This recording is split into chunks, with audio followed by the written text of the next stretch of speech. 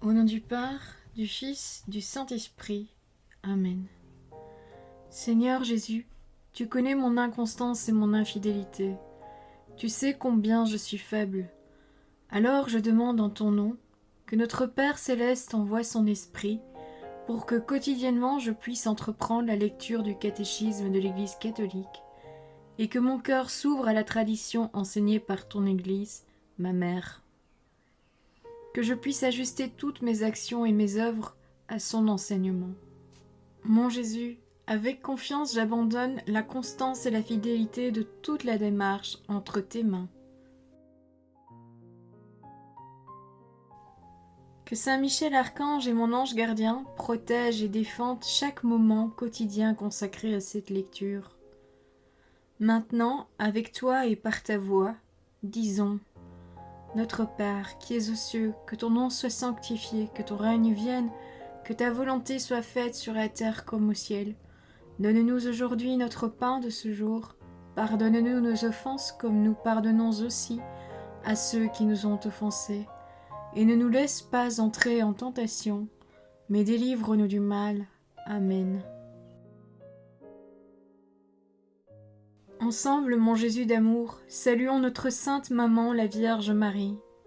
Entre ses mains, je remets mon cœur, mon âme, ma volonté et ma vie, afin que par ses soins règne en moi la volonté du Père, et qu'en ses mains mes œuvres soient gardées, transformées, en parfaite offrande rayonnante de la lumière de Dieu, pour sa gloire, le salut des âmes et la consolation des âmes du purgatoire.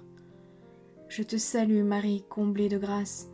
Le Seigneur est avec toi, tu es bénie entre toutes les femmes, et Jésus, ton enfant, est béni. Sainte Marie, Mère de Dieu, prie pour nous, pauvres pécheurs, maintenant et à l'heure de notre mort. Amen. Je te salue Marie, comblée de grâce, le Seigneur est avec toi. Tu es bénie entre toutes les femmes, et Jésus, le fruit de tes entrailles, est béni. Sainte Marie, Mère de Dieu, prie pour nous, pauvres pécheurs, maintenant et à l'heure de notre mort. Amen. Je te salue Marie, comblée de grâce, le Seigneur est avec toi, tu es bénie entre toutes les femmes, et Jésus, le fruit de tes entrailles, est béni. Sainte Marie, Mère de Dieu, prie pour nous pauvres pécheurs, maintenant et à l'heure de notre mort. Amen. Ô Saint-Esprit, par l'intercession du cœur immaculé de la Sainte Vierge Marie, et par le cœur chaste de Saint Joseph, donne-moi un cœur doux, humble, pur, miséricordieux et charitable. Rends-moi docile à tes célestes inspirations, et prompte à y répondre. Que mon cœur enflammé de ton amour soit en toutes ses œuvres dans la volonté du Père, œuvrant ainsi sous ton joug léger et joyeux. Père céleste, je fais ces demandes par les mérites, les œuvres et les souffrances de Jésus-Christ, ton Fils bien-aimé. En mon nom, au nom des âmes de ma famille, au nom des âmes de mes proches, au nom des âmes qui se sont recommandées à mes prières, au nom des âmes constituant ta Sainte Église, le pape, les cardinaux, les évêques, les prêtres, les religieux et religieuses, les laïcs, au nom des âmes qui ne te connaissent pas, des âmes des païens, des âmes des hérétiques, des âmes des apostats et des âmes froides, en tout temps, dans les siècles des siècles. Amen. Cinquième point. Indication pratique pour l'usage de ce catéchisme. Numéro 18. Ce catéchisme est conçu comme un exposé organique de toute la foi catholique. Il faut donc le lire comme une unité. De nombreux renvois en marge du texte, numéros en italique se référant à d'autres paragraphes traitant du même sujet, et l'index thématique de la fin du volume permettent de voir chaque thème dans son lien avec l'ensemble de la foi.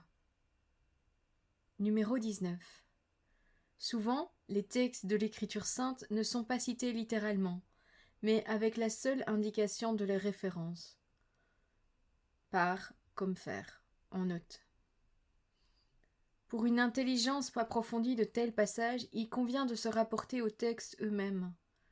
Ces références bibliques sont un instrument de travail pour le catéchèse. Numéro 20.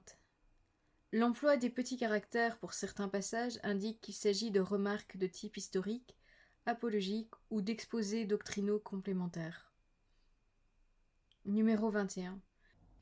Les citations en petits caractères de sources patristiques, liturgiques, magistérielles ou hagiographiques sont destinées à enrichir l'exposé doctrinal. Souvent, ces textes ont été choisis en vue d'un usage directement catéchétique. Numéro 22. À la fin de chaque unité thématique, une série de textes brefs résume en des formules ramassées l'essentiel de l'enseignement. Ces « en bref » ont pour but de donner des suggestions à la catéchèse locale pour des formules synthétiques et mémorisables. 6e point. Les adaptations nécessaires. Numéro 23. L'accent de ce catéchisme porte sur l'exposé doctrinal. En effet, il veut aider à approfondir la connaissance de la foi. Par là même, il est orienté vers la maturation de cette foi, son enracinement dans la vie et son rayonnement dans le témoignage. Numéro 24.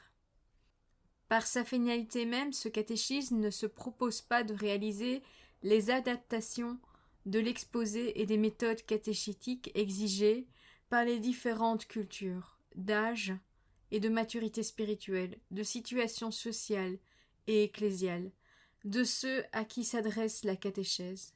Ces adaptations indispensables relèvent des catéchismes appropriés, et plus encore de ceux qui instruisent les fidèles. Celui qui enseigne doit se faire tout à tous.